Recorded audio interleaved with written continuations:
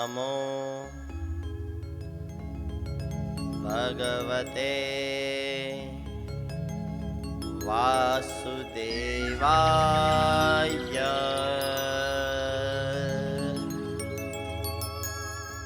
ॐ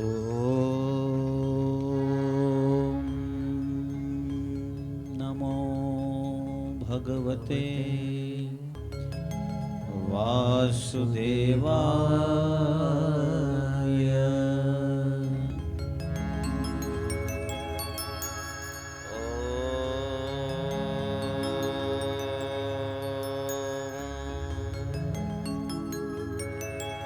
नमो भगवते वासुदेवाय।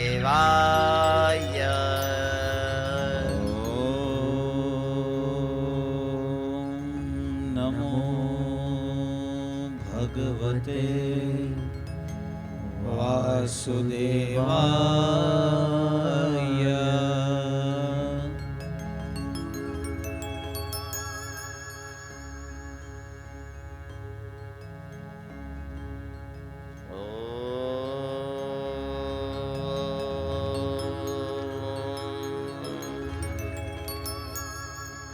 नमो भगवते वासुदेवाय।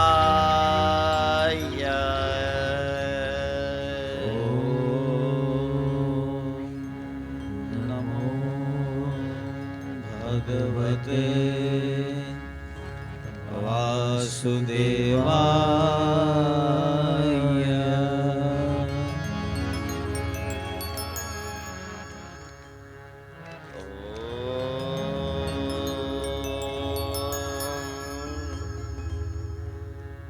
नमो भगवते वासुदेवाय।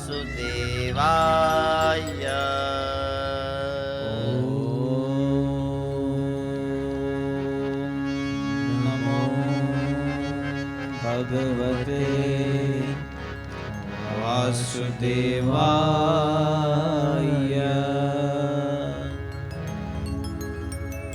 श्री गणेशाय नमः। श्री गणेशाय नमः। श्री शारदाय नमः। श्री शारदाय नमः। श्री मातृ पितृ चरणकमलेभ्यो नमः। श्री मातृ पितृ चरणकमलेभ्यो नमः। श्री गुरुभ्यो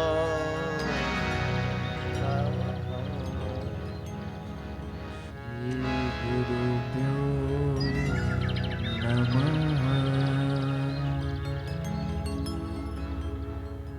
शान्ताकारं भुजगशयनं पद्मनाभं सुरेशं विश्वाधारं गगनसदृशं मेघवर्णं शुभांग्यं लक्ष्मीकान्तं कमलनयनं योगविद्यानगम्यं वन्दे विष्णु भवभयहरणं सर्वलोकैकनाथम्।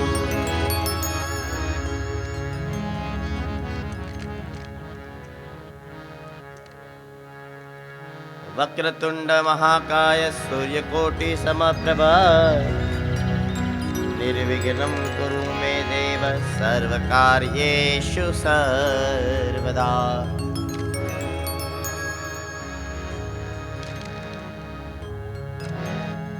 सच्चिदानन्दरूपाय विश्वोत्पत्त्यादिहेतवे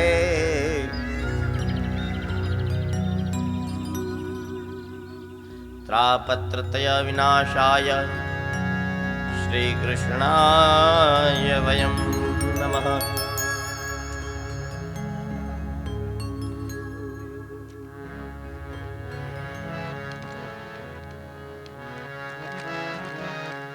वन्दे व्यासविशालबुद्धे येन तय भारततैलपूर्ण प्रज्वलितो ज्ञानमयप्रदीप।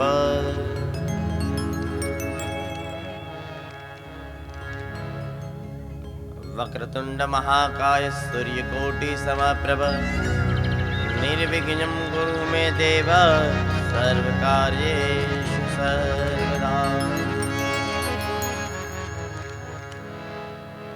तो आइए हनुमंत विराजेन कथा कहु मति अनुसार। प्रेम सहित गादी धरो अने विराजो पवन कुमार।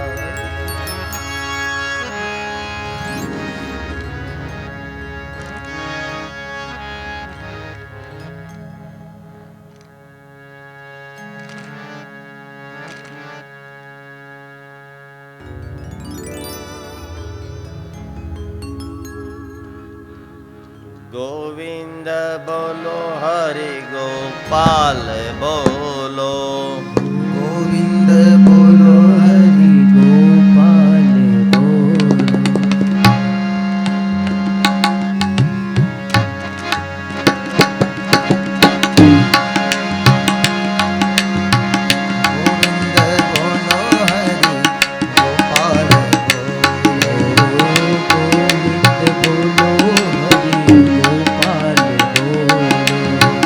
गोविंद बोलो हरि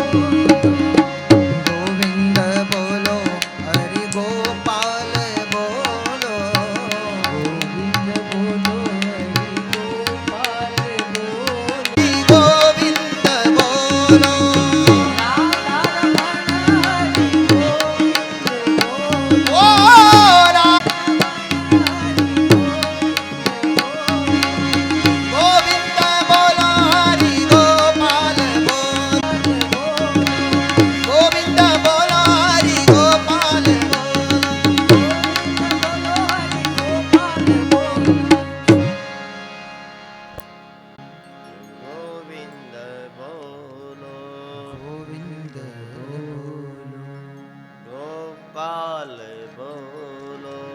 ગોપાલ બોલો.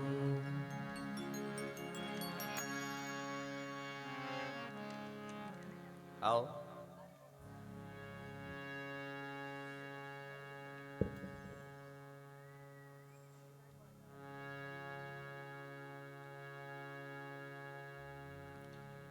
પવિત્ર એવા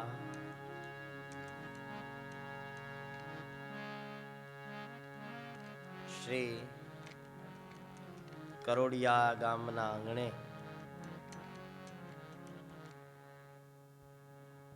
શ્રીમદ ભાગવત કથા મધ્ય મંડપે 5મા દિવસે પધારેલા આપ સર્વ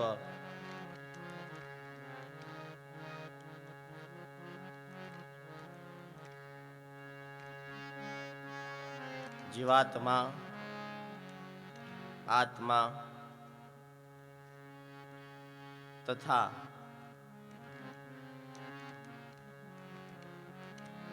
આપના હૃદય કમળમાં વિરાજમાન સાક્ષાત પરમાત્મા શ્રી હરિના ચરણોની અંદર મારા આ ધર્મની ગાદી ઉપરથી લાખો લાખો નમસ્કાર સાથ સુસ્વાગતમ.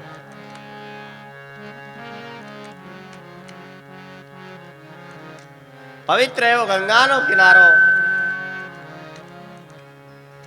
અને એ ગંગાના કિનારા ઉપર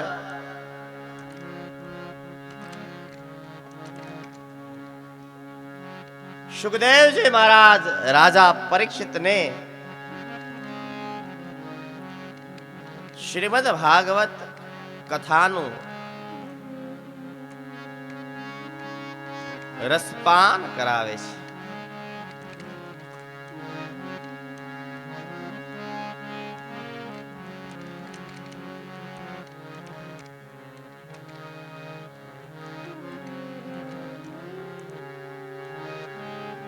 સુખદેવજી મહારાજ રાજા પરીક્ષિતને કહે, હે રાજા, જન્માંતરે ભવેત પુણ્યમ તદપી લભતિ ભાગવતમ.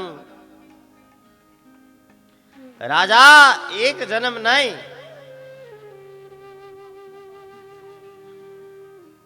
પણ જન્મો જન્મના પુણ્ય ભેગા થાય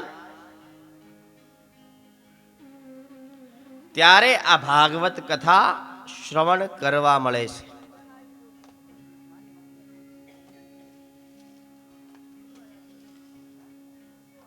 તો રાજા,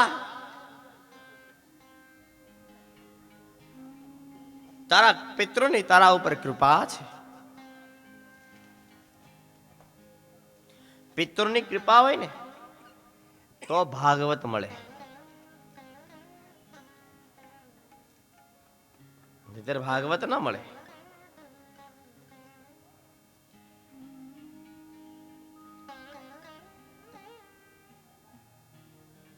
અને એમાં પણ સુખદેવજી જેવા વક્તા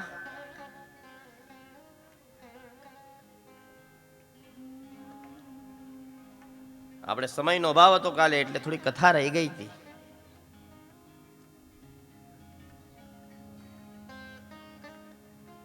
પણ આ સુખદેવજી કોણ છે?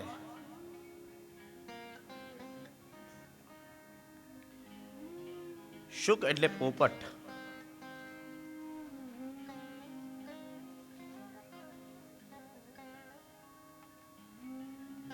સુખદેવજીનો જન્મ કેવી રીતે થયો એની થોડી સંક્ષિપ્ત કથા કરું છું.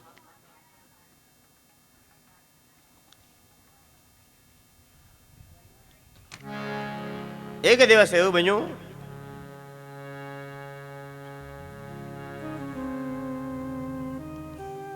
માતા પાર્વતીએ ભગવાન શિવને કીધું છે, બાપજી,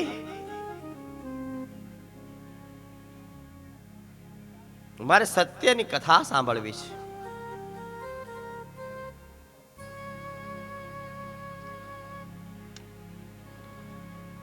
આ જીવનમાં સાચી વસ્તુ શું છે?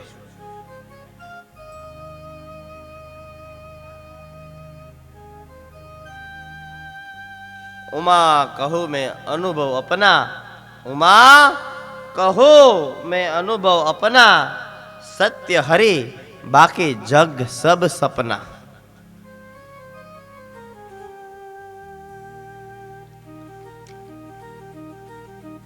જેમ રાતે આપણને સપનું આવે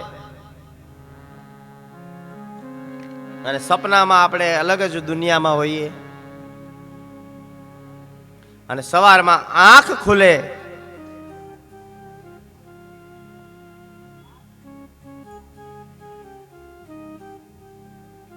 અને ખબર પડે કે આ તો સપનું હતું. એમ આપણે જીવીએ છીએ એ પણ એક સપનું છે. એમ આંખ ખુલે ત્યારે ખબર પડે કે આ સપનું હતું અને જીવનમાં આંખ બંધ થઈ જાય ત્યારે ખબર પડે કે આ તો સપનું જ હતું.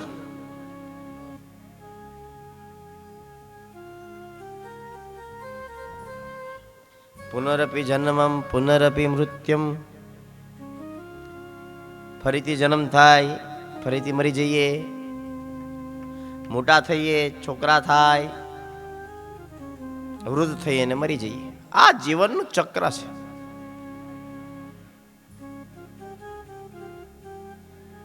સમય ક્યાં જતો રહ્યો જીવનનો એ આપણે કોઈ જાણી શકતા નથી. તમે પોતે વિચાર કરો કે તમારા 50 વર્ષ 60 વર્ષ કેવી રીતે થઈ ગયા? ખબર પડી?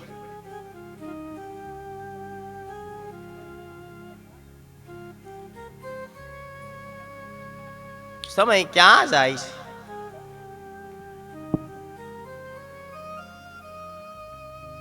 કોઈ જાણી શકતું નથી.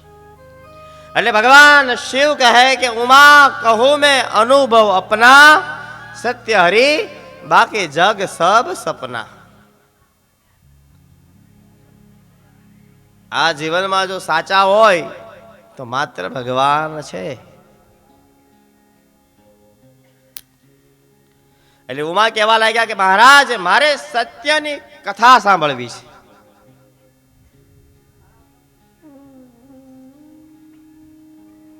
હવે સત્યની કથા શું હોય?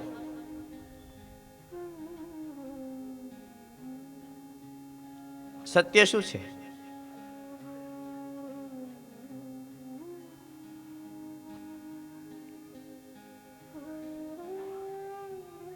સત્ય શું, અસત્ય શું?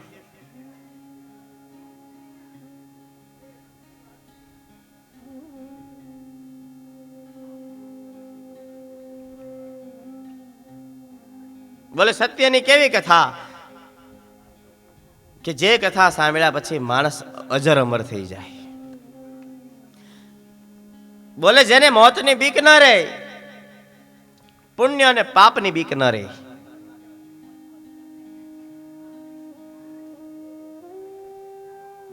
એટલે ભગવાન શિવ કહેવા લાગ્યા કે દેવી એક કથા સાંભળવી હોય, એ કથા બધાને ન મળે.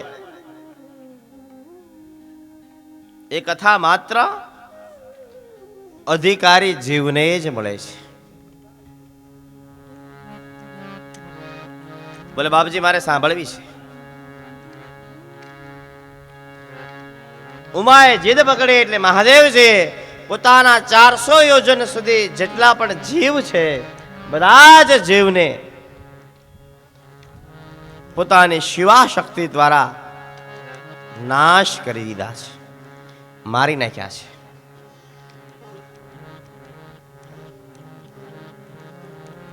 સાંભળજો,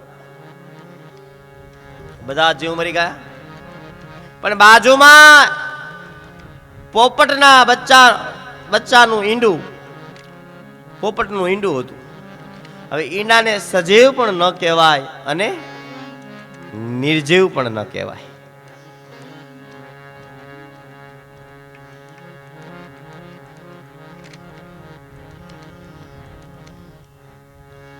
મહાદેવજી કથા કરે સત્યની. પાર્વતીજી સાંભળે છે. એવામાં બાજુમાં એક ઈંડું છે પોપટનું. ધીરે ધીરે મહાદેવજી આંખો બંધ કરી સત્યની કથા કરે અને એમાંથી પોપટનું ઈંડું ફૂટ્યું અને એમાંથી પોપટના બચ્ચાનો જન્મ થયો છે.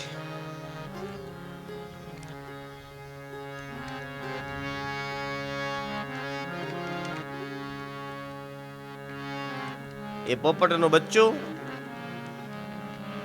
આ સત્યની કથા સાંભળતું હતું. ધીરે ધીરે પાર્વતીજીને ઊંઘ આવી ગઈ અને પોપટનું બચ્ચું આ સત્યની કથા સાંભળવા લાગ્યું. સત્યની બધી કથા એને સાંભળી લીધી. મહાદેવજીએ આંખ ખોલી તો જોયું છે પાર્વતી તો સૂઈ ગયા. કથા કોણ સાંભળી? કથા કોણ સાંભળી ગયું કે જોયું કે પોપટના બચ્ચાએ કથા સાંભળી છે. મહાદેવજીને થયું કે પોપટનું બચ્ચું કથા સાંભળી ગયું, હવે એને જીવતું ન રખાય. એટલે મહાદેવજી એને મારવા માટે ત્રિશૂળ લઈને દોડ્યા છે.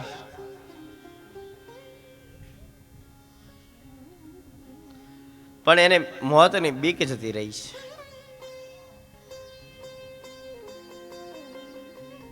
એને ખબર છે કે જીવન પછી મરણ અને મરણ પછી જીવન. એટલે ઉડતું ઉડતું નર્મદા નદીના કિનારા ઉપર જે વેદવ્યાસજીનો આશ્રમ છે એ આશ્રમ પર આવ્યું છે. અને એ સમયે ભગવાન વેદવ્યાસજીની પત્નીને બગાસું આવ્યું અને પોપટનું બચ્ચું બગાસામાંથી જેમ મોઢું ખોલ્યું અને પોપટનું બચ્ચું વેદવ્યાસજીની પત્નીના મોઢાની અંદર ઘૂસી ગયું છે.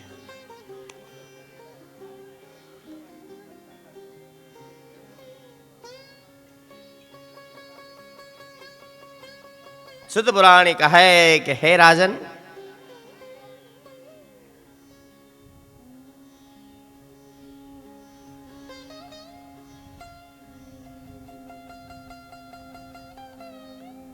ધીરે ધીરે દિવસો વીતતા ગયા અને પોપટના બચ્ચા રૂપે વેદ વ્યાસજીની પત્નીમાં શરીરની અંદર ગર્ભ રહ્યો છે, બાળક રહ્યું છે. પણ ભગવાન શિવ એને મારવા માટે વેદ વ્યાસજીના આશ્રમની બહાર ઉભા રહ્યા કે જેવું બાળક બહાર આવે તરત જ એનું નાશ કરવું.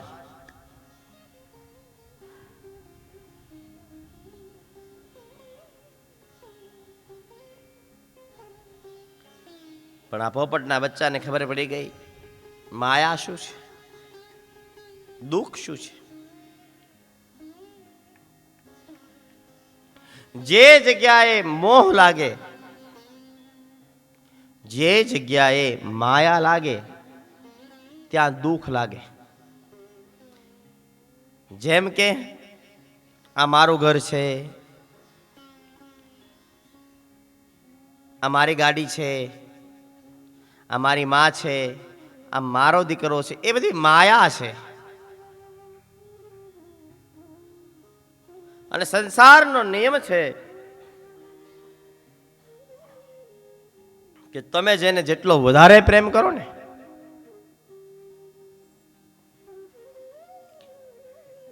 તમને એના તરફથી જ એટલું વધારે દુઃખ મળે છે. કારણ કે માણસના પ્રેમમાં સ્વાર્થ હોય છે.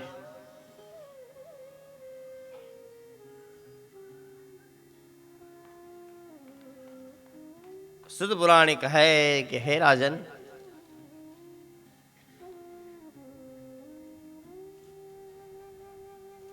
એ પોપટના બચ્ચાના રૂપમાં ગર્ભ રહ્યો, બાળક રહ્યો છે. મહિનો, 2 મહિના, 5 મહિના, 9 મહિના, 10 મહિના, 1 વર્ષ, 2 વર્ષ, 3 વર્ષ, 4 વર્ષ, 5 વર્ષ થયા. વેદવ્યાસજીની પત્નીનું પેટ મોટું થતું જાય છે પણ એ બાળકનો જન્મ થતો નથી. કેમ નથી થતો? કારણ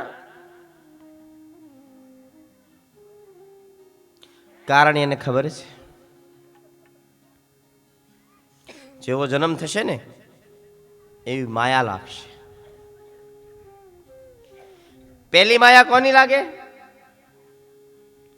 આપણો જન્મ થયો, આપણને બધા કરતા પહેલી માયા કોની? માની. આ મારી માં છે. પછી માં, પછી બાપની માયા લાગે, પછી કુટુંબની, પરિવારની, રમકડાની, સ્કૂલની, પત્નીની, દીકરાની, દીકરાના દીકરાની. આ માયા એવી છે કે જે આપણને છોડતી નથી.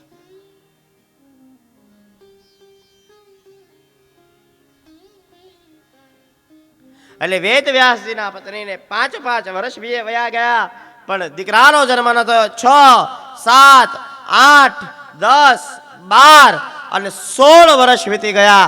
16 વર્ષના સુખદેવજી મહારાજ માતાના ગર્ભમાં થયા છે, પણ બહાર નીકળતા નથી. વિચાર કરો, 16 વર્ષનો દીકરો કેવડો હશે? એની માને દુઃખ પડે છે. અને માના પેટની અંદર મળમૂત્રના કોઠામાં ઊંધા માથે સુખદેવજી મહારાજ કહે કે મળમૂત્રનો કોઠો સારો, પણ ભગવાનની માયા સારી નહીં.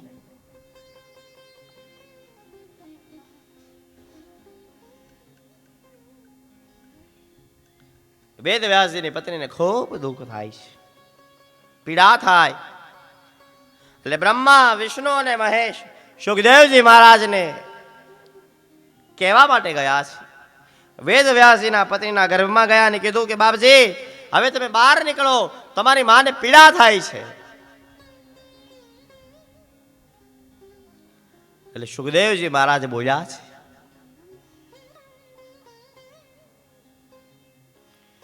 કે મહારાજ, હું બહાર નીકળું ને તરત મને માયા લાગે, અને માયા લાગે પછી મારે સંસારમાં રહેવું પડે.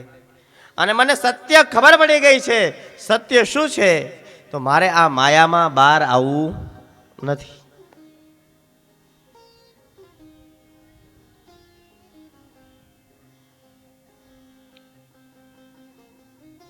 એટલે બ્રહ્મા, વિષ્ણુ અને મહેશે વરદાન આપ્યું છે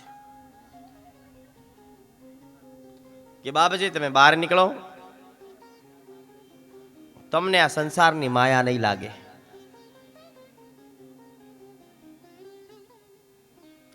એટલે સુખદેવજી મહારાજ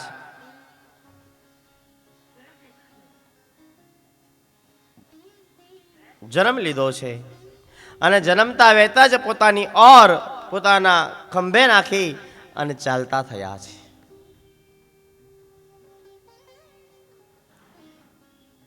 જેની દ્રષ્ટિ પોતાના નાકના ટેરવા ઉપર છે, પોતાની મસ્તીમાં મુજે મેરી મસ્તી, જેને બીજા કોઈની પડી નથી. જીવનમાં આનંદમાં રહેવું હોય ને તો પોતાની મસ્તીમાં રહેજો, પોતાના આનંદમાં રહેજો. નકર આપણે કેવી રીતે જીવીએ ખબર છે?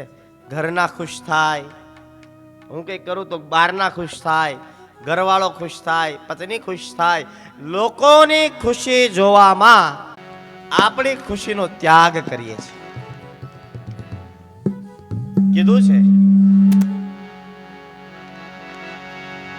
मुझे मेरी मस्ती कहाँ लेके आई, मुझे मेरी मस्ती कहाँ लेके आई, जहाँ मेरे अपने सिवा कुछ नहीं, जहाँ मेरे अपने सिवा कुछ नहीं, मुझे मेरी मस्ती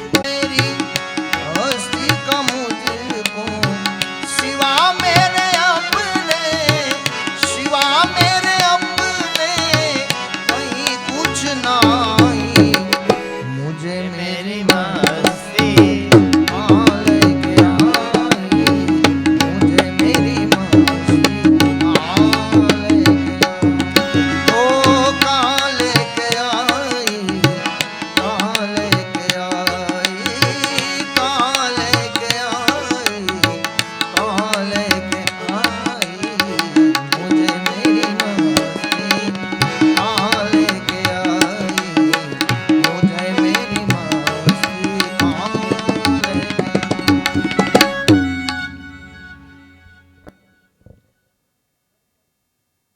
સુખદેવજી મહારાજ પોતાની મસ્તીમાં વિચરણ કરતા હતા. એવા સુખદેવજી મહારાજ આજ પરીક્ષિત રાજાને કથા શ્રવણ કરાવી રહ્યા છે. અને કંસને કીધું કે હે નરાધમ, હે પાપી, તને મારવા વાળો તો ક્યારનો જન્મી ચૂક્યો છે.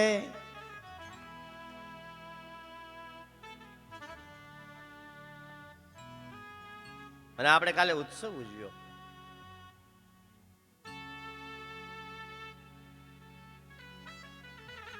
ગોકુળમાં ખબર પડી કે નંદ ઘેરે આનંદ ભર્યો છે અને ચારે બાજુ એક શબ્દ ગુંજ્યો છે. સવારના 4 વાગ્યાનો સમય છે. આખો ગોકુળ ભેગો થયો નંદ બાબાના આંગણે કે આજે નંદ બાબાને ચોથી અવસ્થાએ લાલાનો જન્મ થયો છે. એટલે બધા ભેગા થયા અને બધા જ ભેગા મળીને એક જ સુરે નંદ ઘેર આનંદ ભયો, નંદ ઘેર આનંદ ભયો, જય કનૈયા લાલ કી નંદ ઘેર આનંદ ભયો. જય કનૈયા લાલ કી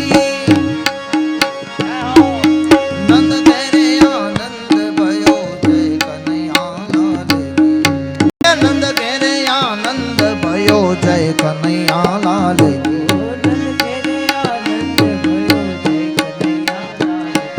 નંદ ઘેરે આનંદ ભયો જય કનૈયા લાલ લાલ કી.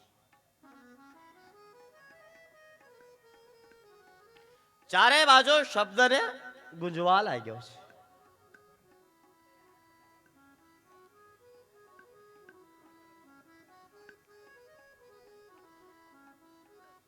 નંદ બાબા એક મોટા જબર ઓટલા પર બેસી ગયા.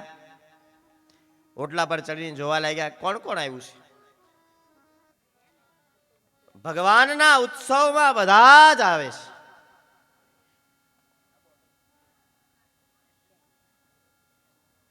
પણ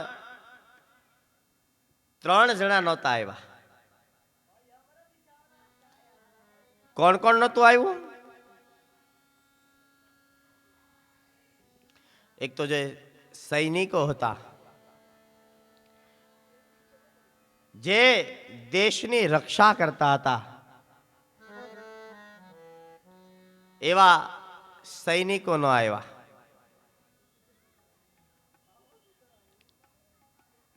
બીજા જે મોટા માણસ હતા, જેને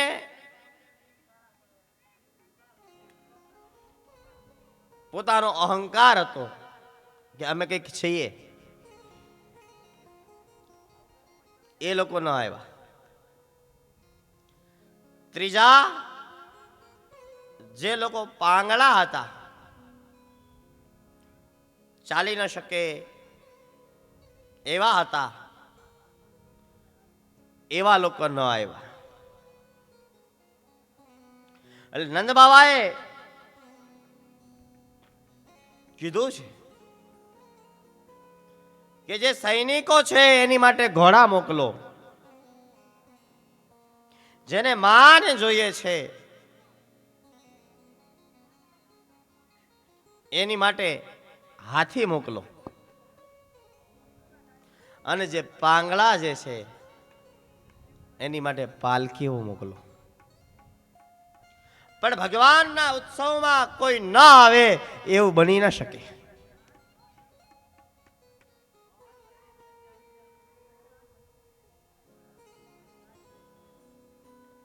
હાથી આપવામાં આવ્યા, ઘોડા આપવામાં આવ્યા, અને પાલકીઓ મોકલવામાં આવી અને ભગવાનના જન્મ પ્રસંગે ભગવાનનો જન્મ થયો એ ઉત્સવમાં બધાને બોલાવવામાં આવ્યા છે.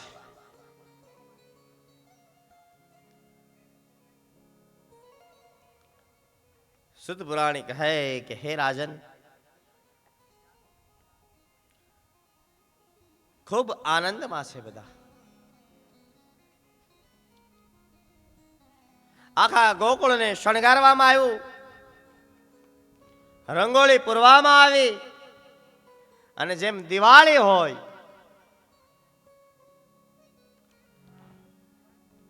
જાણે ગોકુળની અંદર દિવાળી ઉતરી હોય. અને કેમ દિવાળી ન હોય? સાક્ષાત ભગવાન શ્રી હરિ આવ્યા છે. આપણે ગાયે ને, એ હારે ગોકુળમાં આજ દિવાળી,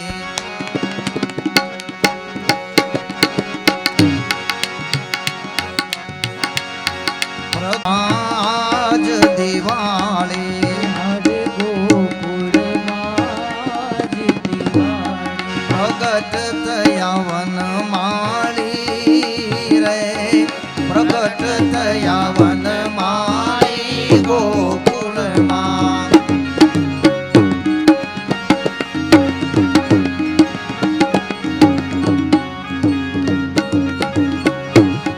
એ હારે આજે નંદ તણા રે ભુવનમાં, એ હારે આજ ભીડ ભરાઈ ભારે,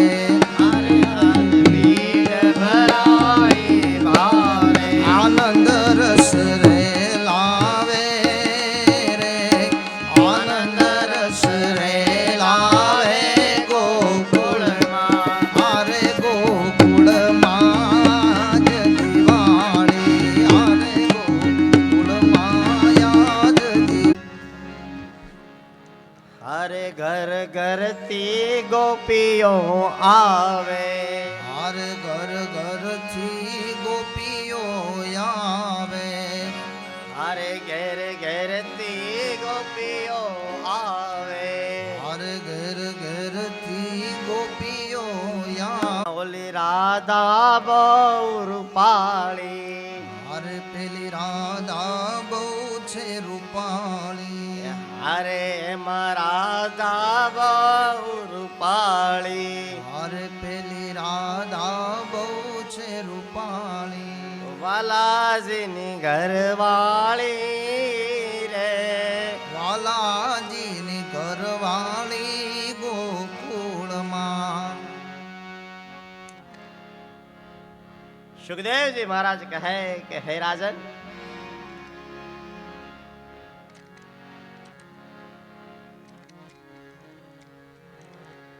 ગોકુળમાં દિવાળી મનાવવામાં આવી છે.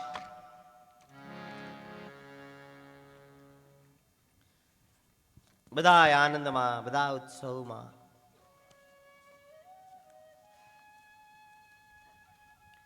નંદ બાબા યશોદાજી તો લાલાને છોડતા જ નથી.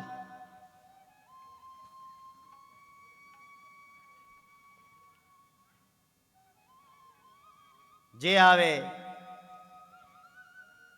લાલાને રમાડે છે અને જે આવે લાલાને રમાડે અને જેને જે જોઈએ તે નંદ બાબા દાન આપે છે. નંદ બાબાએ એટલું દાન કર્યું કે સંકલ્પ લઈ અને સંકલ્પનું પાણી છોડી અને નંદ બાબાના ઘરમાંથી નદી વહેવા લાગી છે.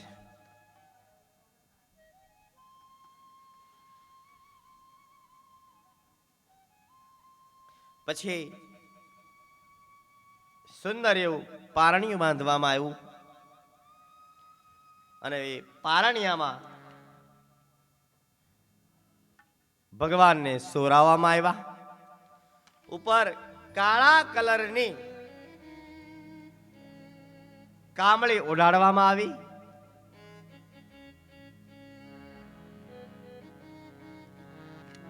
અને યશોદામાં હાથમાં દોરી લઈ અને ભગવાનને હિંચકો નાખે અને હાલરડા ગાઈશ. અરે પારણિયું બંધાય માતા યશોદા ગીત ગાય. પારણિયું બંધાય માતા યશોદા ગીત ગાય. એ લાલો મારો પારણિયામાં ક્યારે પોડી જાય.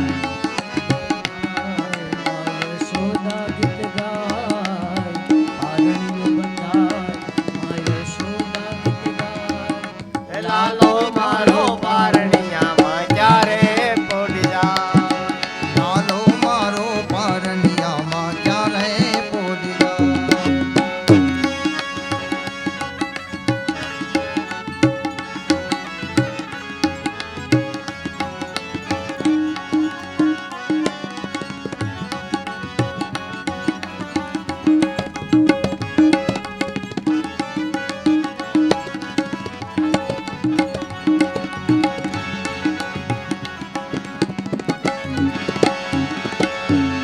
ઓ મારા લાલાને હિચકે ઝુલાવું. હું તો ગીત મધુરા રે ગાઉં.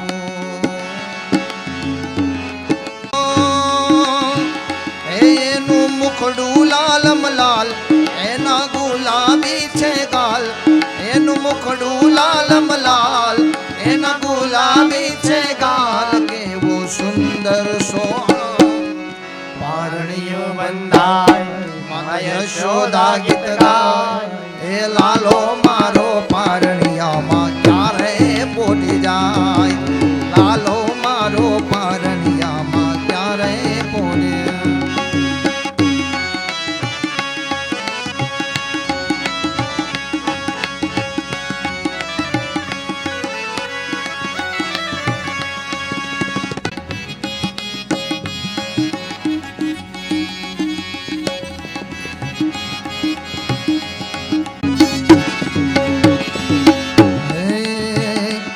હું તો ઈચ્છું કે જલ્દી ના જાગે. એને જોઈ રમાડવાન ભાગે. એને બાંધ્યો છે કાળે રે ધાગે. એને કોઈની રે નજરું ના લાગે. એ મારો લાલો રે કરમાય, એ તો જોયું ના જોવાય. મારો લાલો રે કરમાય, એ તો જોયું ના જોવાય. મારું દલડું દુભાય પારણિયું બંધાય મા યશોદા ગીત ગાય. ક્યારે પોડી જાય.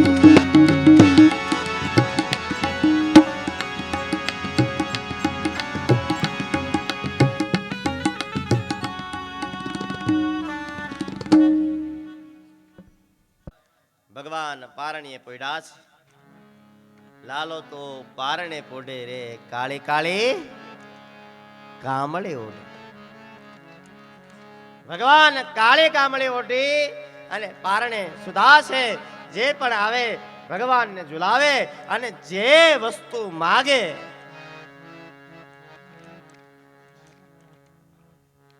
એનું દાન નંદ બાવા અને યશોદાજી કરે છે.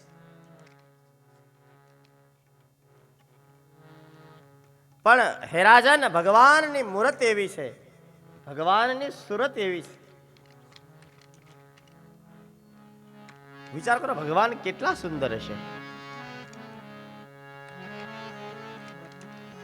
આ પ્રકૃતિને આપણે જોઈએ, પહાડોને જોઈએ, નદીઓને જોઈએ,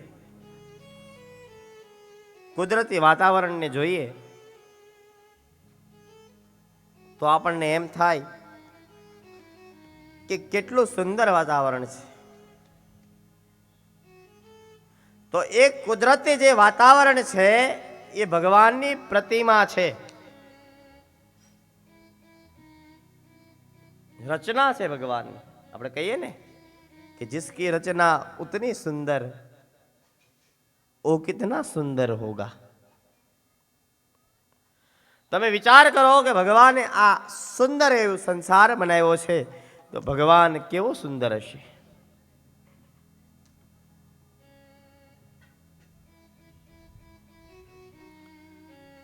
એટલે ભગવાનને જે પણ વ્યક્તિ આવે ઝુલાવે, અને કોઈ એવી ભાવનાથી આવે કે મારે કંઈક જોવે છે, એ ભાવનાથી આવે પણ ભગવાનને જોયા પછી ભાન ભૂલી જાય છે. અને બહુ સાચી વાત છે, ભગવાનને જોયા પછી જો ભાનમાં રહીએ ને તો આપણે માણસ ન કહેવાય.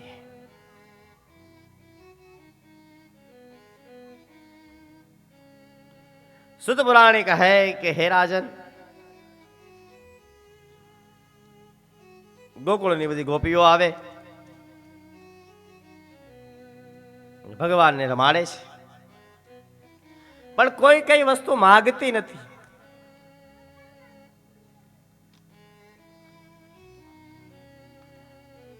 પણ નંદ બાબા જેને જે જોઈએ એ આપે. આ વાતની ખબર ગામના બ્રાહ્મણને પડી છે.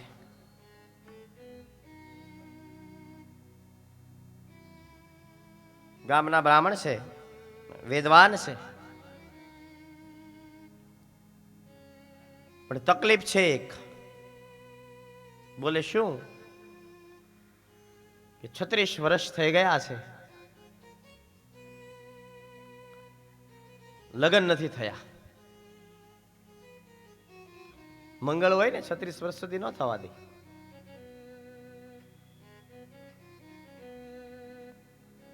છત્રીસ વર્ષ વીતી ગયા, લગ્ન નથી થયા. એટલે બ્રાહ્મણે વિચાર કર્યો કે નંદ બાવાના આંગણામાં જાઓ અને જઈ કાનાને રમાડીશ, અને નંદ બાબા કઈ માગવાનું કહે ને તો નંદ બાબાને કહીશ કે તમે તો ગામના રાજા છો, તમારું બધા માને, મારા લગ્ન કરાવી દો.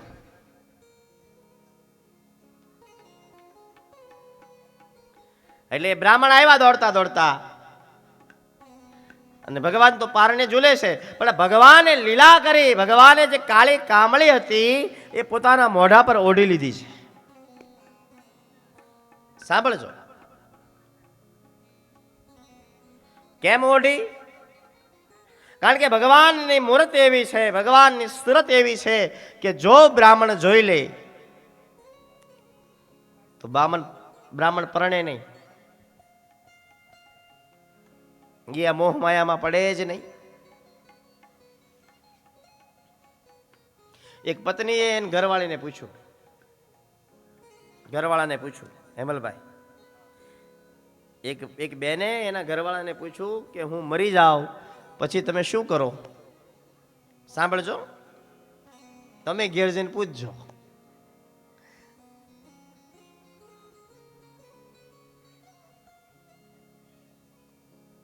હું મરી જાઉં પછી તમે શું કરો? હવે ભાઈ બિચારો ધર્મ સંકટમાં કેવું શું?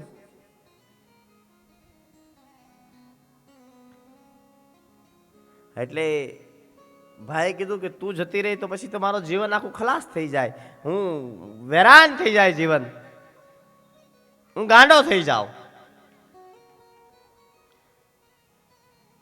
એની ઘરવાળી તો ખુશ થઈ ગઈ, ઓહો મને કેટલો બધો પ્રેમ કરે, તમે મારી પાછળ ગાંડા થઈ જાઓ? હા હા, તું મરી જા પછી હું તો ગાંડો થઈ જાઉં. એટલે એની ઘરવાળી કે તમે બીજા લગ્ન ન કરો.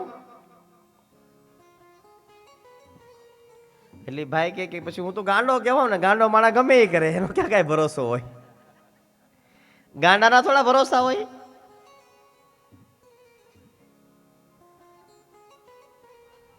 એમ પણ ભગવાનની મૂર્તિ એવી છે, ભગવાનની મૂર્ત જોઈ અને બ્રાહ્મણ લગ્ન ન કરે. એટલે ભગવાને લીલા કરી, જે કાળી કામળી હતી પોતાના મોઢા ઉપર નાખી દીધી. એટલે બ્રાહ્મણ દેવતા આવ્યા, ઉતાવળે ભગવાનને ઝુલાવ્યા. ભગવાનને ઝુલાવીને ગયા નંદ બાબા પાસે. દિલાવો, આજથી આ મહારાજ મારા કુળગોર છે. હવે જે રાજાના કુળગોર હોય એને કઈ વસ્તુની જરૂર હોય? એની પાસે કઈ વસ્તુ ન હોય? એટલે ગામમાંથી એક યોગ્ય ઉત્તમ એવી મહારાજને લાયક એવી કન્યા શોધવામાં આવી અને મહારાજના એ કન્યા સાથે લગ્ન કરી દીધા. હવે જો લગ્ન થાય ને એટલે માણસને આનંદ બહુ આવે. નવા નવા લગ્ન વાળા એને આનંદ હોય, ઉત્સાહ હોય, પ્રેમ હોય.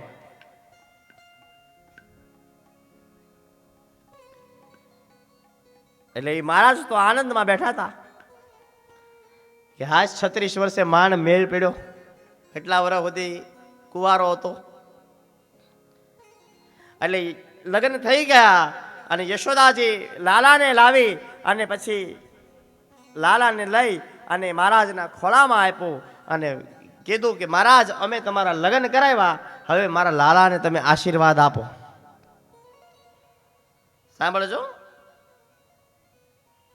અમે તમારા લગ્ન કરાવ્યા છે, હવે તમે મારા લાલાને આશીર્વાદ આપો.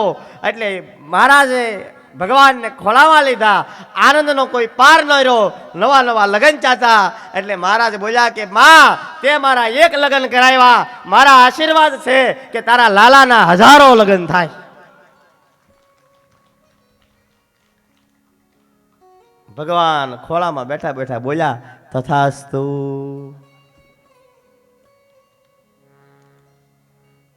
બ્રાહ્મણે બોલેલા શબ્દ કોઈ દિવસ ખાલી જાય નહીં.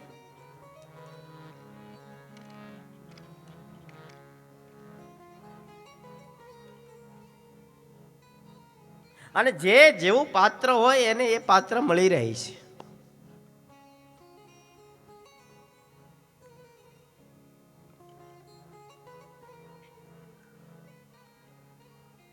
એક છોકરો દેખાવામાં બહુ સારો, રૂપાળો,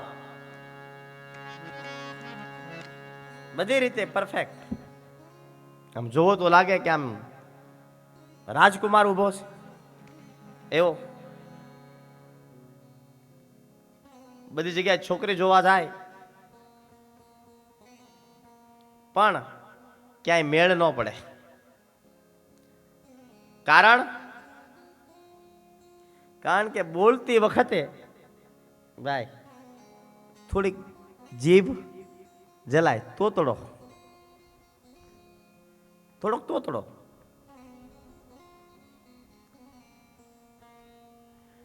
એટલે બધી જગ્યાએ છોકરી જોવા જાય પણ બોલે એટલે તરત કેન્સર. એટલે ઘેર આવ્યો ને કંટાળી ગયો. ઘેર આવીને કીધું કે આ બાલે હાલે જેટલા ભણતા હતા એ બધાના લગ્ન થઈ ગયા. તોતડો છે ને, મારા એકના જ લગ્ન નથી થયા.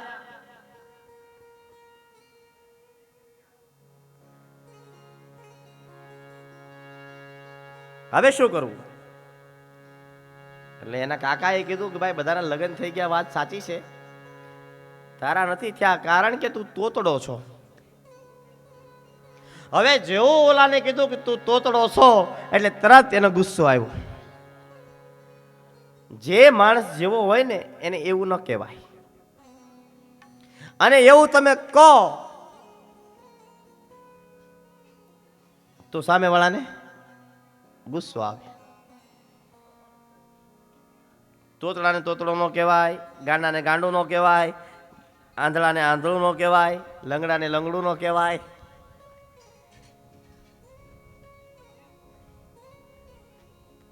તો એક બેનને એમ કીધું તમે બહુ ડાયા છો, તોય ન કહેવાય, તોય ગુસ્સો આવે. મને ડાય કીધું. જોજો અમુક માણસની તકલીફ હોય, અમુકને હામું જોવો ને તો તકલીફ. હામું હું જોયા કરો છો? મોહિરાટે ક્યાં આમાં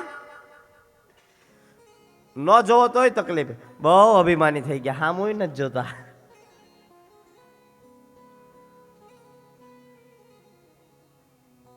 આને તોતડો કીધો એટલે તકલીફ પડી કે તોતડો નથી પણ તમારો છોકરો છું ને એટલે લગ્ન નથી થતા. તોતલો તો તોતલો પણ હોય હમણાં ધીરુભાઈ અંબાણીનો છોકરો તો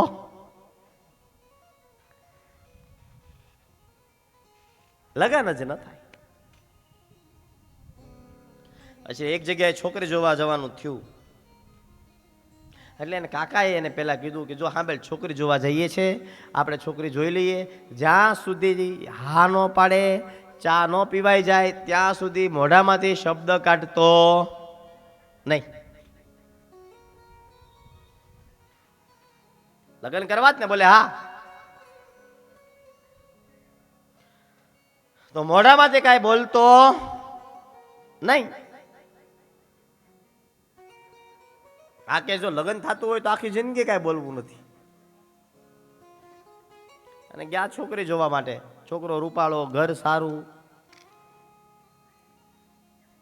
બધું નક્કી થઈ ગયું. ઘરનાએ કીધું કે બસ બધું બરાબર છે, ચાલો. છોકરીવાળાએ હા પાડી દીધી અને કીધું કે હવે આપણે મીઠો ચા પી લઈએ. એટલે આપણે ત્યાં રિવાજ છે કે બધું કંઈક સારું થાય એટલે ચા આપવામાં આવે. એટલે રકાબીમાં ચા અને કીટલી. છોકરીને કીધું કે જા કીટલીમાં ચા લઈને બધાને ચા આપી દે. એટલે એ છોકરી બધાને ચા આપવા માટે આવી. ભગવાનને કરવું કે આજે જે વરાજો હતો એને રકાબી આપી અને રકાબીની અંદર છોકરી ચા નાખે ત્યારે રકાબીની અંદર કીડી દોડતી હતી. હવે આને કરવું શું? ઓલી ચા નાખે, હવે નાખી દે એમ કે તો કીડી મરી જાય. હવે શું કરવું?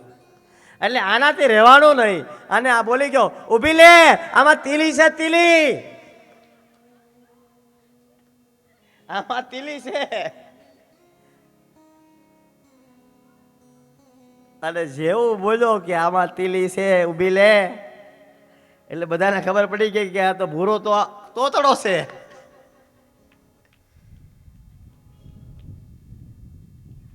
વરરાજાનો બાપ કે આજો કે તોતડો નીકળ્યો. કન્યાનો બાપ કે પણ ઈશ્વરને કરવું છે ને, દ્વારકાધીશને કરવું.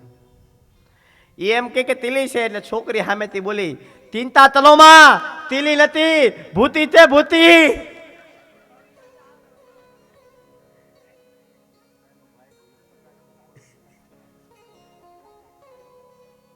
તા છોકરીનો ભાઈ બોલ્યો, બસ જેવું જોતું હતું એવું દોતવા દો, પતાતલા બોલો, પતાતલા. એ દોતડો જેવું જોતું હતું એવું, જેવું જોતું હતું એવું જડી ગયું. સુદપુરાણી કહે કે હે રાજન, ઈશ્વર બધાની વ્યવસ્થા કરે છે. જે પ્રભુ દાત આપે ને એ ચાવવાનું પણ આપે છે. જેણે મારા ગર્ભમાં રક્ષણ કર્યું છે, હે રાજા, એ પ્રભુ તમારું બહાર પણ રક્ષણ કરે છે.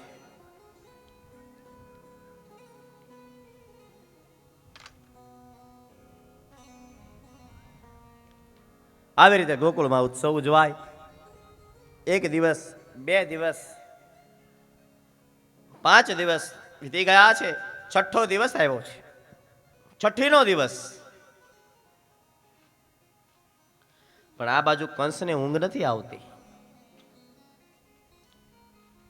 એને સંભળાય કે તને મારવા વાળો તો ક્યારનો જન્મી ચૂક્યો છે.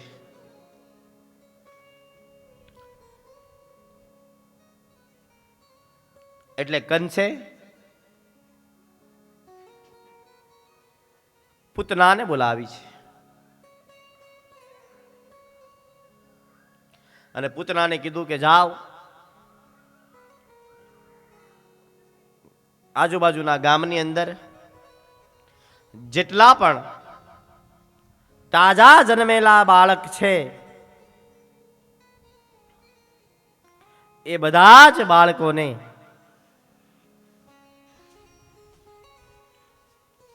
સ્તન ઉપર ઝેર ચોપડી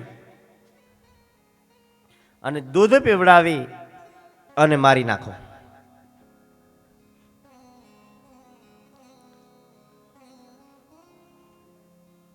ગોકુળમાં 6ઠ્ઠીનો દિવસ છે. બધાય પોતપોતાના કામમાં વ્યસ્ત છે અને પૂતના આવી છે, પણ કેવી રીતે આવી?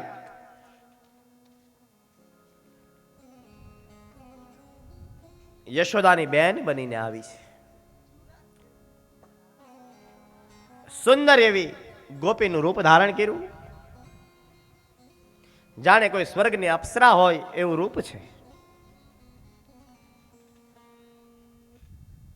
પૂતનાને કોઈએ પૂછ્યું કે કોણ છે તું, કેમ ગોકુળમાં આવી?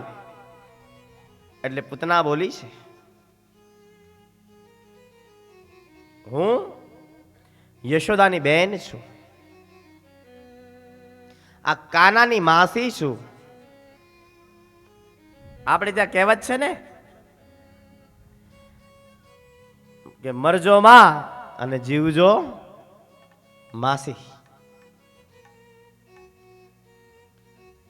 પૂતના માસી બની અને ગોકુળમાં ભગવાનને મારવા માટે આવી છે.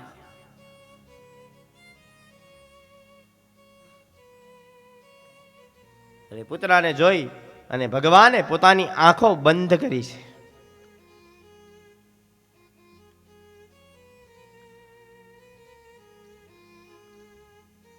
હવે ભાગવતકાર કહે છે કે ભગવાને આંખો બંધ કેમ કરી?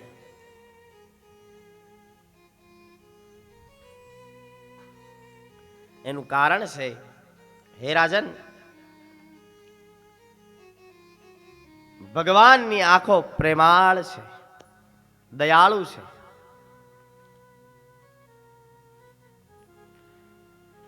પૂતના ભગવાનને મારવા આવી અને ભગવાનની દ્રષ્ટિ જો એના ઉપર પડે અને પૂતનાનું મન ફરી જાય, પૂતના ભગવાનને ન મારે તો રાક્ષસ યોનિમાંથી પૂતનાનો ઉદ્ધાર ન થાય.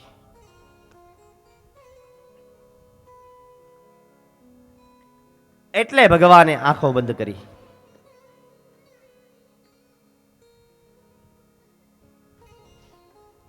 એટલે બીજા સંત બોલ્યા કે ભગવાને આંખો એટલે બંધ કરી કે ભગવાન વિચારતા હતા કે પૂતના માસી બનીને આવી છે, પૂતનાને કયા લોકમાં મોકલું? સ્વર્ગમાં મોકલું, ગૌલોકમાં મોકલું, કે પછી મારી માં યશોદાને જે લોકમાં મોકલું એ લોકમાં પૂતનાને મોકલું?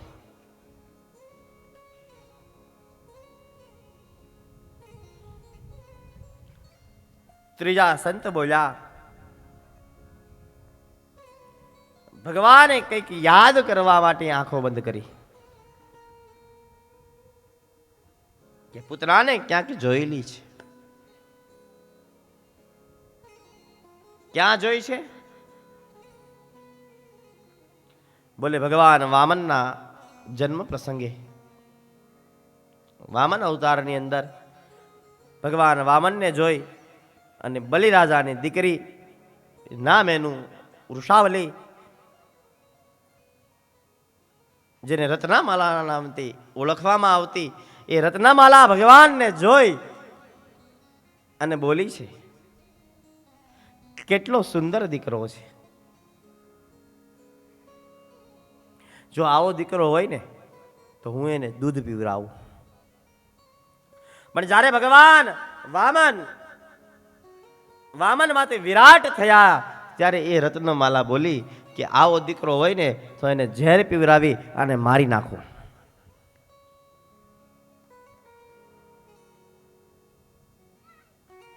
ભગવાને એની બંને ઈચ્છા પૂરી કરી છે.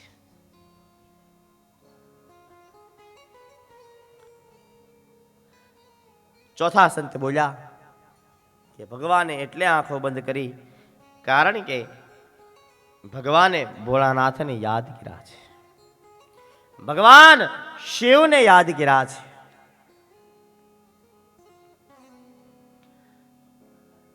બોલે કેવી રીતે? ભગવાને કીધું કે હું તો દૂધ પીનારો છું, માખણ ખાનારો છું, ઝેર પીવું તે મારું કામ છે નહીં.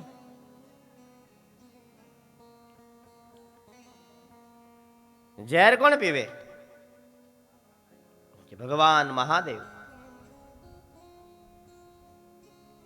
એટલે ભગવાન મહાદેવને યાદ કરવા માટે ભગવાન કૃષ્ણે આંખો બંધ કરી છે. પૂતના આવી ભગવાનને લીધા પોતાનું સ્તન કાઢી લાલાને દૂધ પીવડાવવા લાગી.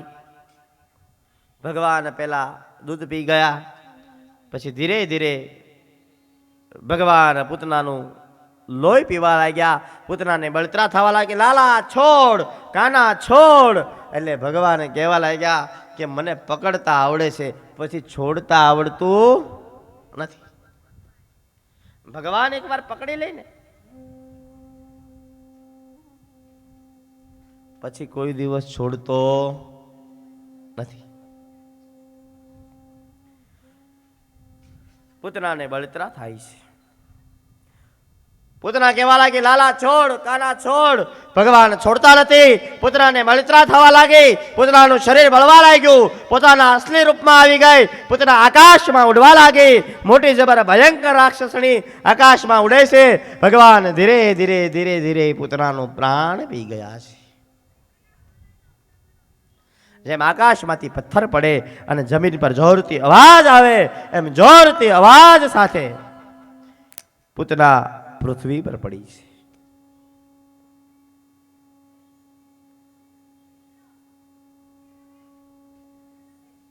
બધા જોવા ગયા, શું થયું હશે? જોયું તો એક મોટી ભયંકર રાક્ષસણી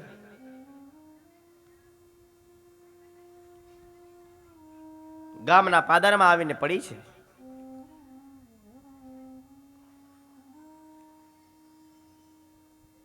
અને એ રાક્ષસણીના, સાંભળજો, સ્તર ઉપર, છાતી ઉપર ભગવાન કૃષ્ણ રમે છે. ગોકુળવાળાએ જોયું, બધા જોયું. જશોદામાં ગભરાઈ ગયા કે આ શું થયું? મારા કાનાને કોણ લઈ ગયું હતું? યશોદા રડવા લાગ્યા છે. ગામની ગોપીઓ યશોદાને કહે છે કે હે યશોદા, તારે એક ને એક દીકરો છે, તું તારા એકના એક દીકરાનું પણ ધ્યાન નથી રાખી શકતી.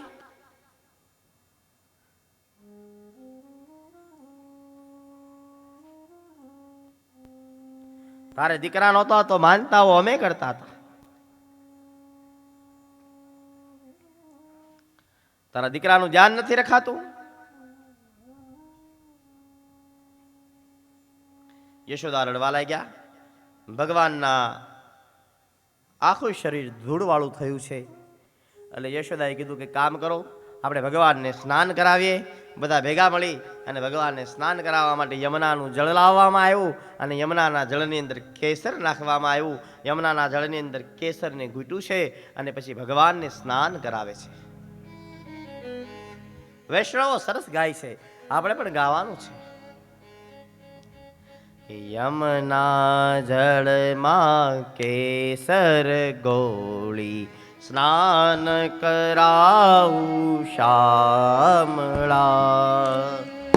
યમુના જળમાં કેસર ગોળી, સ્નાન કરાવું શ્યામળા. ગોચોરી લાડ લડાવું શ્યામળા.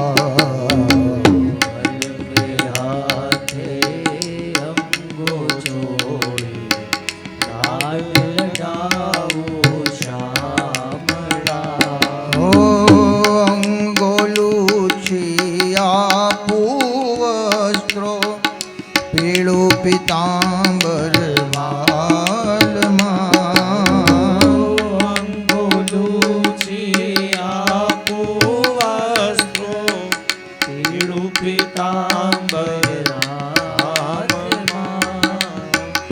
તેલ સુગંધી નાખી આપું વાકડિયા દૂધ વાળમાં આવું શામળા. જમના જળમાં કેસર ગોળી, સ્નાન કરાવું મારા શામળા. કમ તારા બાલમાં કુમકુમ કેસર તિલક સજાવું. ત્રિકમ તારા અલબેલી આંખોમાં જો અંજન મારા બાલમાં અલબેલી આંખોમાં જો અંજન મારા વાલમાં હસતી જાઉં વાટે ને ગાટે નાચી ઉઠું તાલમાં હસતી જાવું વાટે ઘાટે નાચી ઉઠું તાલમાં નજર ન લાગે શામ સુંદરને ટપકા કરી દઉં ગાલમાં ઝાંઝર રોમ ઝૂમ વાગે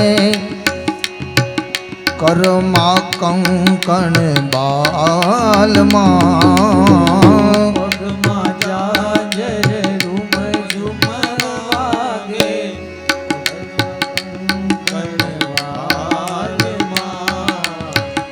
કંઠે માલા કાને કુંડલ ચોરે ચિતડું ચાલમાં કંઠે માળા કાને કુંડળ ચોરે ચિતડું ચાલમાં આપુ હાથમાં મોર મુકુટ માથે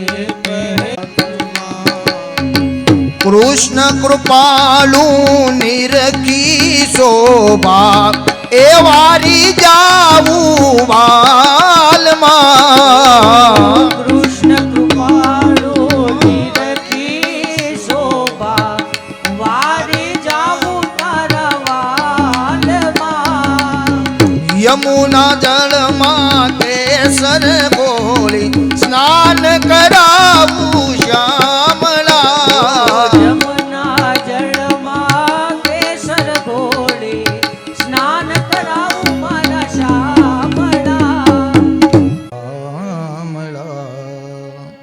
નજર ન લાગે શ્યામ સુંદર ને નજર ન લાગે શ્યામ સુંદર ટબકું કરી દઉં ભાલમાં ટપકું કરી દઉં બાલમાં માતા યશોદા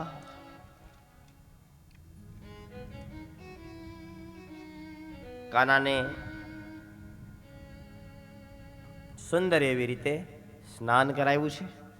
હવે વિચાર કરો કે આપણને જીવનમાં 20 વર્ષે 22 વર્ષે 25 વર્ષે 35 વર્ષે નાનો એવી તકલીફ આવે, નાની એવી હો, બહુ મોટી તકલીફ નહીં, વધીને શું તકલીફ આવે? વિદ્યાર્થી હોય તો ભણે નહીં, ઉંમર થઈ હોય લગ્ન ન થયા હોય એની ચિંતા, લગ્ન થયા હોય તો દીકરાની ચિંતા, દીકરા હોય તો એ ભણે ને એની ચિંતા, નોકરીની ચિંતા. સામાન્ય તકલીફ આવે અને આપણે એટલા બધા હેરાન થઈએ, મરી ગયો, મારે જેવી તકલીફ કોઈને નથી, ભાઈ કેમ આખી દુનિયાની પ્રોબ્લેમ એની પાસે જ હોય. તમે વિચાર કરો કે ભગવાનનો જન્મ જ જેલમાં થયો છે, એને કેટલી તકલીફ હશે?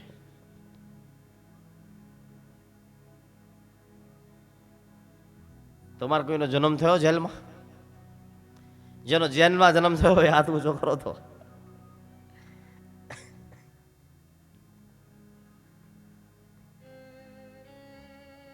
ભગવાનનો જન્મ જેલમાં થયો. છઠ્ઠા દિવસે માસી મારવા આવી. હગો મામો દુશ્મન છે,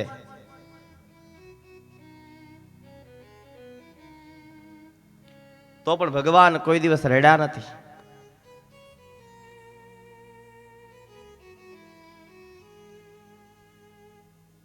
આપણે બધા ભગવાનને યાદ નથી કરતા. આપણે મંદિરે જઈએ ને તો ભગવાનને યાદ કરવા નથી જતા. શું કરવા જઈએ છે ખબર છે? ફરિયાદ કરવા જઈએ છે. એ માતાજી એટલું કામ બાકી છે, થઈ જાય તો એક ચૂંદડીને શ્રીફળ વધેરે.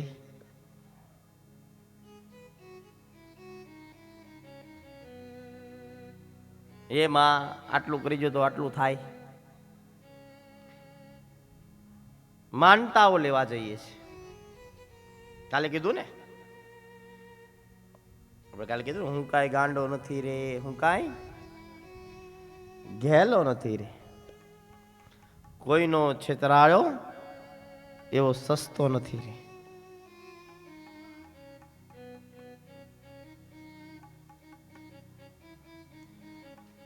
શુદ્ધ પુરાણી કહે, હે રાજન, માણસ ભગવાનની પાસે ફરિયાદ કરવા જાય છે, યાદ કરવા જતો નથી.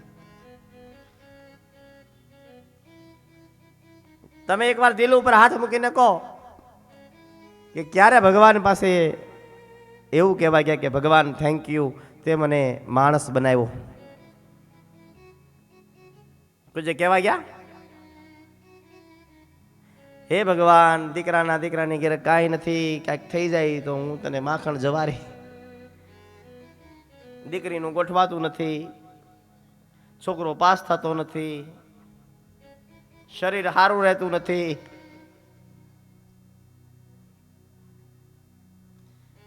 ભગવાનને થેન્ક યુ માનવા, ભગવાનનો આભાર માનવા કોઈ દિવસ જતા નથી. પણ હવે મંદિરે જાવ ને, બે હાથ જોડીને કહેજો, હે ઈશ્વર, હે માતાજી, તમારો ખૂબ ખૂબ આભાર, કારણ કે તમે અમને માનવ દેહ આપ્યો છે. જીવનમાં કિંમતીમાં કિંમતી જો વસ્તુ હોય ને, એક્સપેન્સિવ, તો એ છે માનવ શરીર.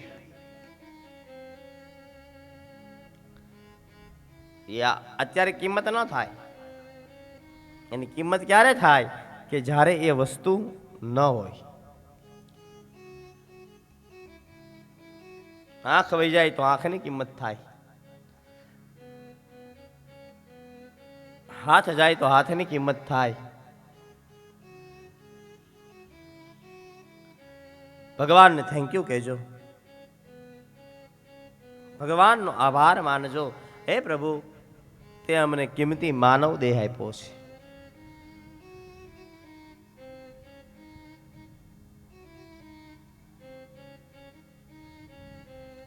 અને બની શકે તો રોજ મંદિરે જાજો. અત્યારે મંદિરમાં માણસો જતા નથી અને એના કારણે મંદિરમાં ઇલેક્ટ્રોનિક વાળા નગારા અને બેલ લગાડવા પડે છે. પછી કહીએ કે આપણા ધર્મ ઉપર ખતરો છે, આપણે જ મંદિરે જતા નથી. ધર્મ રક્ષતે રક્ષત, જે ધર્મનું રક્ષણ કરે, ધર્મ એનું રક્ષણ કરે છે.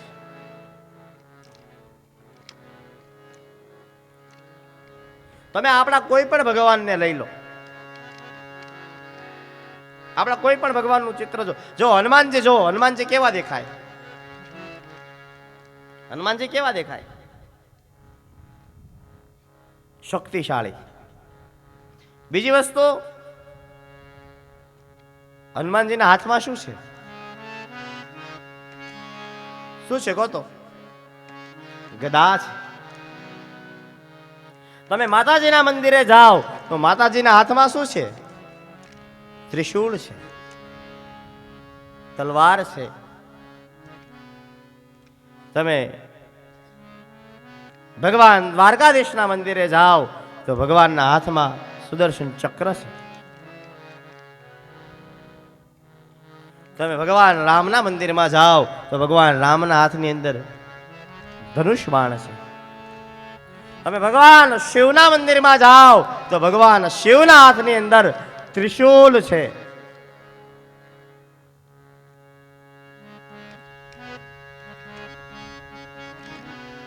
ધર્મનું રક્ષણ કરવું હોય, પોતાનું રક્ષણ કરવું હોય,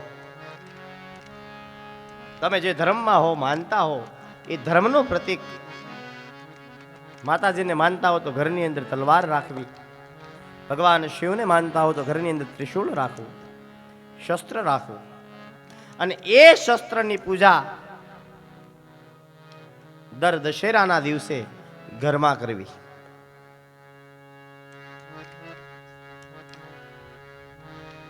આપણે ત્યાં કહેવત છે કે કૂતરા ભસતા હોય ને તો હાથમાં લાકડી રાખવી પડે. મારીએ નહીં પણ બતાવવા તો પડે જ. તે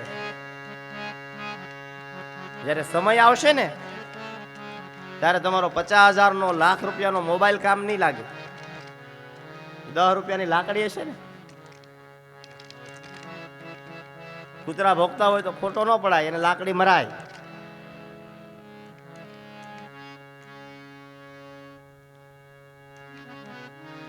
શાસ્ત્રમાં કીધું છે ધર્મનું રક્ષણ કરજો, રોજ મંદિરે જાજો. બીજી વસ્તુ, પોતાના સંતાનને નિડર બનાવજો કે આપણે રામના વંશજ છીએ, આપણે કૃષ્ણના વંશજ છીએ, આપણે ભરતના વંશજ છીએ. રાજા ભરત થઈ ગયો જેણે સિંહનું મોઢું ફાડી નાખ્યું. આપણા હનુમાનજી નાનપણની અંદર સૂર્ય ભગવાનને ગળી ગયા. છોકરાને રામ અને લક્ષ્મણની વાર્તા સંભળાવજો, નિડર બનાવજો. ઘરની બહાર જઈને પડીને આવે ને રડતો રડતો ઘેર આવે ને એવો નહીં બનાવતા. ઓહો કીડી મરી ગઈ. આજકાલના છોકરા જોજો હાવ માઈક આંગલા થઈ ગયા. હાવ માઈક. તમે નાના હતા પડતા હતા, તમારે કઈ દવાખાને જઈને ઇન્જેક્શનો મારવા પડતા?